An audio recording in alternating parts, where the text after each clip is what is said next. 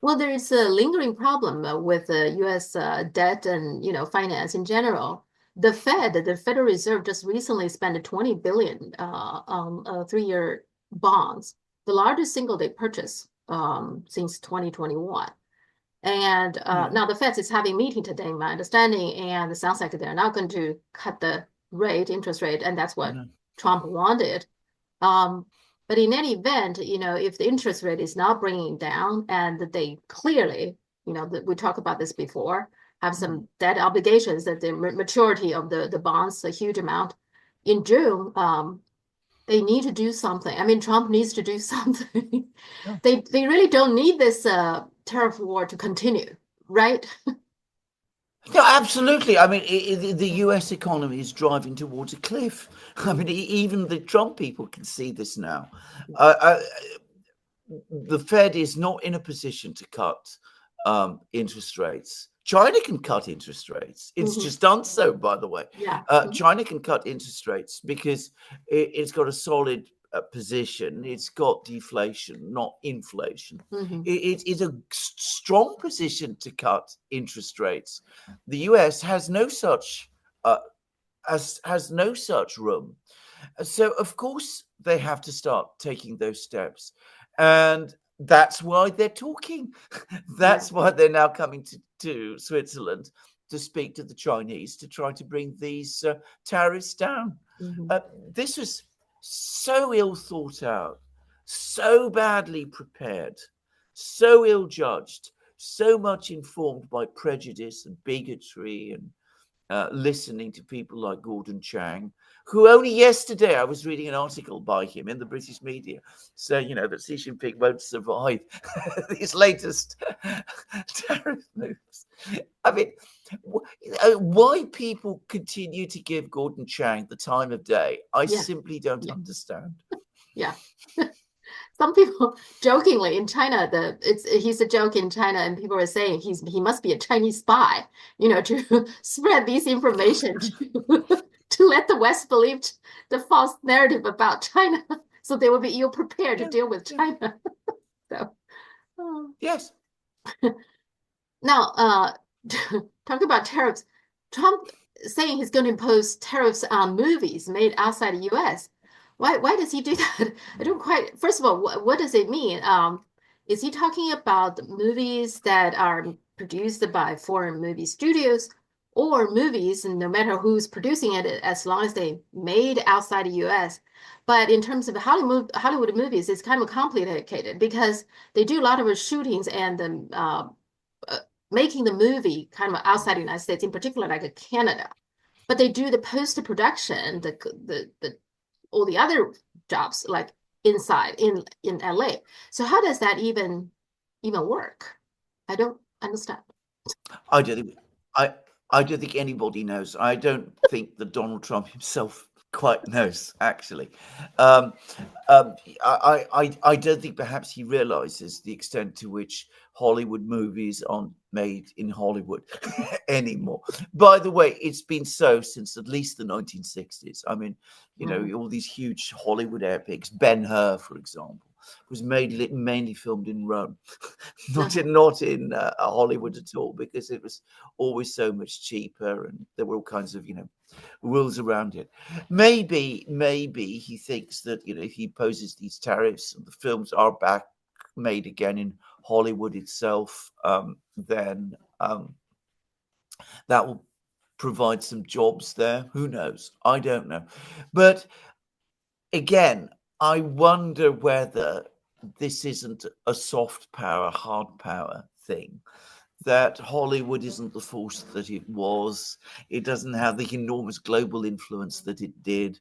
Horror of horrors, people are actually watching Chinese films. Some people are watching Chinese films in the US as well.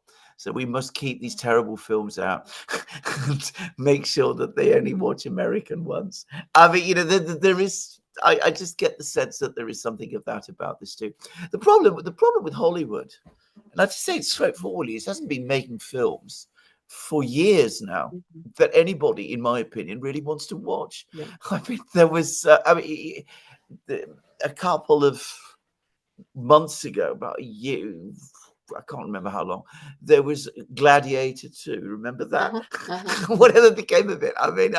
Just Uh-huh. came and went as far as I could see. I mean, nobody showed any interest in it. This is the real problem with Hollywood. If people really got there and sorted out and, worked on producing some really good films, maybe people Yeah. would want to watch them. Not endless action, a comic strip character story films films based on comic strip characters with completely unfunny dialogue, which is Mhm. supposed to be funny and that kind of thing. Yeah, the U.S. service industry, including Hollywood movies, that they are the one who's running a trade surplus. So if Trump really cares Yeah. about this trade imbalance, Trump shouldn't do this, to disrupt this because it works, according to himself. He likes surplus, right? Because It's a surplus, but it's a completely artificial surplus. I mean, this is something I know about because my brother was for many years the secretary of the Scriptwriters Guild of Great Britain. So it's all about how the movie industry works. The thing to understand is that the surplus basically comes from the fact that in many countries, and especially in Europe, but a lot of countries outside Europe too, the US owns the cinemas. US companies oh, own the okay. cinemas, Odeon, all of these things. So they make sure that they show American films.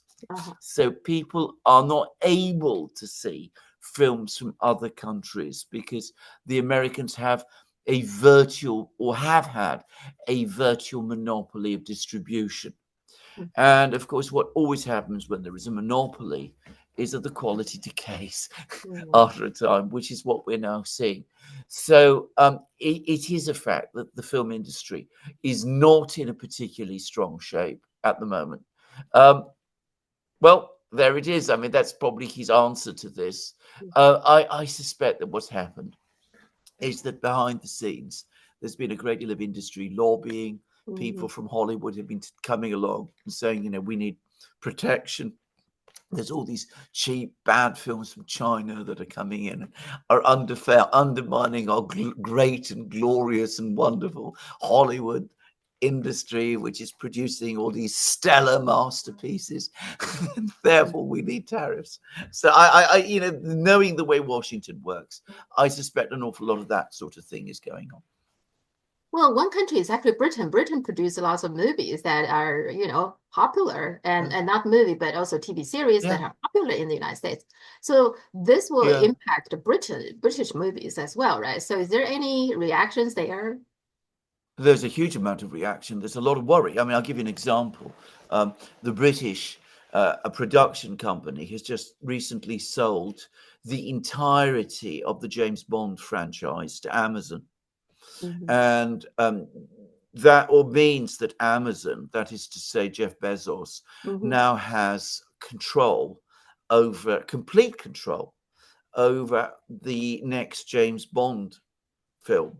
Mhm. All James Bond films, without exception, have been made in Britain in Mhm. British studios. If the next one is made in the United States, I mean, it will be a massive blow to the British film industry, for Mhm. which the James Bond franchise is. I mean, its importance economically simply cannot be overstated for the rest of the industry. And of course, if it's made in the United States, people also worry that this British cultural artifact won't be British anymore.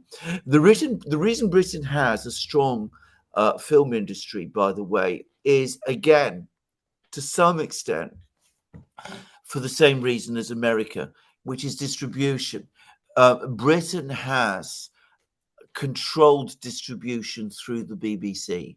Mhm. The BBC hires and produces a lot of television drama, which, because of its prestige and to some extent its quality, it can then export to the US. I don't know if the quality is that great anymore, but anyway, they do. And that does provide a base for a film industry in Britain. And the British have also been able to use their studios. They say, Pinewood in particular, does a lot of work for American for Hollywood as well. So a lot of the Star Wars films, a lot of the work in the Star Wars films was actually done in Britain, Mhm. even though people think of Star Wars as a purely American Okay. thing, but a lot of it was done, the filming was actually done in Pinewood. So if all that goes, that is an important part of the British cultural and service economy. Again, not to be underestimated. Mhm. Okay, so Oman they broke the US-Yemen ceasefire, Yeah.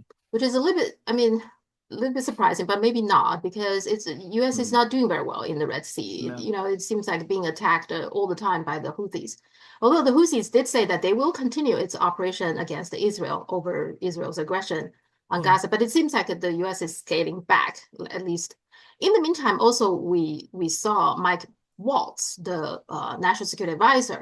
So you can say he get promoted, but of course he got demoted, right? But anyway, so he's upset Trump. My understanding is mainly because he was trying to push for this full-out war against Iran and Mm. also in contact, constant contact with somebody in Israel, and Trump didn't like that. Anyway, so seems to me Trump, in terms of both the Houthis, the Red Sea area, and against Iran, he wants to scale back. And there's some forces in his inner circle that are against that. Is that what's going on right now? That's exactly right. I mean, I think the thing to say about the Houthi affair is not that the Americans, are trying to scale back. It's that they've been defeated. I mean, we should be straightforward about this. I mean, we shouldn't cover for them. I mean, they came in. Mhm. Mike Waltz apparently was a major advocate of this because it's clear he's been working very closely with the Israelis. The Israelis wanted the Americans to attack the Houthis. The Americans attacked the Houthis. They conducted all kinds of missile and airstrikes against the Houthis, and they achieved nothing.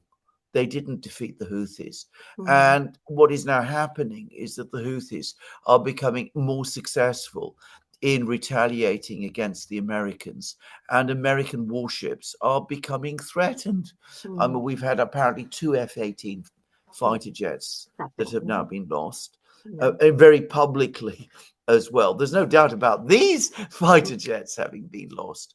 And it's only a matter of time. Most people think it's only a matter of time before a US warship is hit and damaged seriously by a Houthi missile. So the US has had to pull back, and that is a defeat. It's something that has been forced on them. Now, Waltz apparently was the big advocate of this.